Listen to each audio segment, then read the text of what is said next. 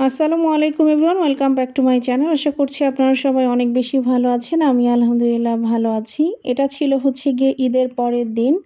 তো ঈদের পরের দিন আসলে দুপুরবেলা আমার আন্টি তারপরে কাজিনদের আসার কথা ছিল। যদিও পরে ওরা দুপুরে আসেনি। পরে আপা এবং ভাবি এসেছিল। তো এগুলোই ছিল আজকে আমার দুপুরের আয়োজন। তারপরে বিকেলের দিকে আমরাও বাসার নিচে চলে এসেছি। আর এদিকে আপা আর ভাবিও চলে এসেছে। তো এখানে ছিল আমার বড় আপা এবং বড় ভাবি এবং ভাবির একমাত্র মেয়ে নুসাইবা। তো যাই হোক, আমরা সবার প্রথমে এখানে চলে এসেছিলাম চা খাওয়ার জন্য। তো চাটা খাওয়া হয়ে গেলে এখন আমরা একদম চায়না প্রজেক্টের সামনে চলে এসেছি। প্রতিদিন বিকেল বেলা এই জায়গাটা অনেক বেশি জমজমাট থাকে, বিশেষ করে ছুটির দিন বা শুক্রবারে। আর আজকে তো ঈদের ছুটি ছিল, তো এমনিতেও আজকে অন্যান্য দিনের তুলনায় লোকের সংখ্যা অনেক বেশি ছিল। আর এখানে অনেক ধরনের স্ট্রিট ফুড পাওয়া যায়, তো সেগুলোই আমরা একটা একটা করে ট্রাই করছিলাম। তো সবার প্রথমে আমরা এখানে চলে এসেছিলাম নাগা মরিচ দিয়ে চানাচুর মাখা খেতে। আর এদিকে জারিফের বাবা ডাবের পুডিং খাচ্ছিল।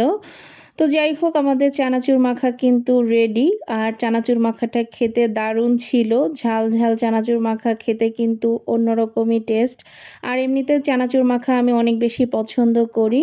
তো চানাচুর মাখা খেয়ে আমাদের এমন ঝাল লেগে যায়। তো তারপরে আমরা চলে এসেছি কুলফি আইসক্রিম খেতে। আর এই আইসক্রিমগুলো দেখলেই কিন্তু ছোটোবেলার কথা মনে পড়ে যায়। কে কে ছোটোবেলায় এই আইসক্রিমটা খেয়েছেন অবশ্যই কিন্তু জানাবেন। তারপরে ওখান থেকে সন্ধ্যা হয়ে গেলে আমরা চলে এসেছি নন কাবাবে। আফতাবনগরে কিন্তু একটা নন কাবাব আছে এবং নন কাবাবের কাবাবগুলো কিন্তু দারুণ মজা। তো এখানে আমরা অর্ডার করেছিলাম মালাই কাবাব আর বিফ শিক কাবাব, আর সাথে ছিল নান রুটি, বাটার গার্লিক নান যেটা থাকে সেটা। আর বাচ্চাদের জন্য অর্ডার করা হয়েছিল ফ্রেঞ্চ ফ্রাই। তো ওনাদের খাবারগুলো এর আগেও আমরা বেশ কয়েকবার খেয়েছি, অনেক মজা। আর ফ্রেঞ্চ ফ্রাইটাও খুব মজা ছিল, একদম ফ্রেশ মনে হচ্ছিল ফ্লেভারটা। আর আমরা আসলে বাচ্চাদের জন্য ফ্রেঞ্চ ফ্রাই নিলেও আমাদেরই খেতে হয়েছে, কারণ বাচ্চারা ফোন দেখা নিয়ে এত ব্যস্ত ছিল যে ওরা ফ্রেঞ্চ ফ্রাই খেতেই চাচ্ছিল না।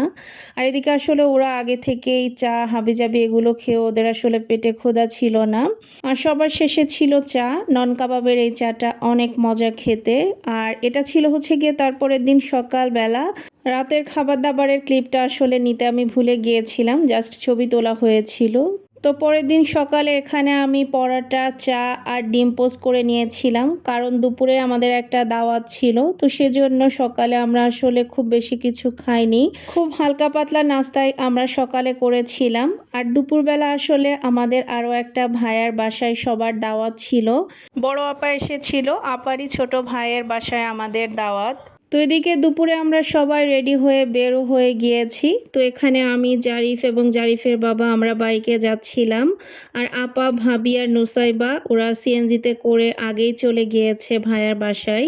আর এদিকে আসলে রাস্তা অনেক বেশি ফাঁকা থাকার কারণে আমরা অনেক তাড়াতাড়ি চলে এসেছি বাসাতে। এসেই আমাদের ফায়জা বেবির সাথে দেখা হয়ে গিয়েছে।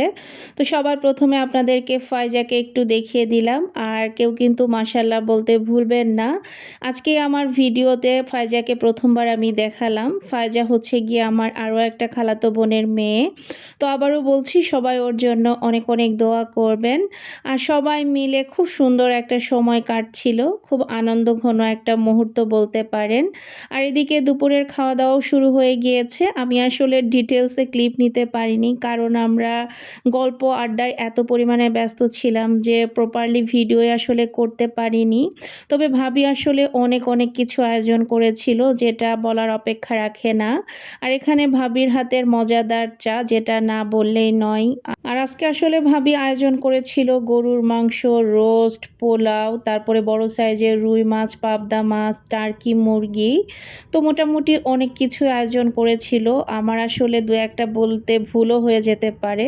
আর এদিকে একদমই সন্ধ্যার আগ দিয়ে আমরা আসলে একটু নিচে নেমেছিলাম ফুচকা খাওয়ার জন্য। তবে এখানে নামতে নামতে আমাদের আসলে সন্ধ্যাই হয়ে যায়। তো নিচ থেকে ফুচকা নিয়ে আমরা আসলে বাসায় চলে আসি। আর এখানে ভাবি আবার সন্ধ্যায় আমাদেরকে ফ্রুটস, তারপরে জর্দার সেমাই রান্না করে দিয়েছিল নারকেল দিয়ে। তো ভাবির হাতের এই জর্দাটা অনেক মজা হয়েছিল, সাথে ফ্রুট কাস্টার্ড রান্না করেছিল। আর আসলে সত্যি কথা বলতে ভাবির হাতের প্রত্যেকটা খাবারই বরাবর অনেক মজা হয়ে থাকে, তো আজকেও তার ব্যতিক্রম ছিল না। তো ফাইনালি অনেক গল্প আড্ডা দিয়ে এখন মোটামুটি ৮টা-৯টার মতো বেজে গিয়েছে। তো এখন আমরা আসলে বাসার দিকে চলে যাচ্ছিলাম।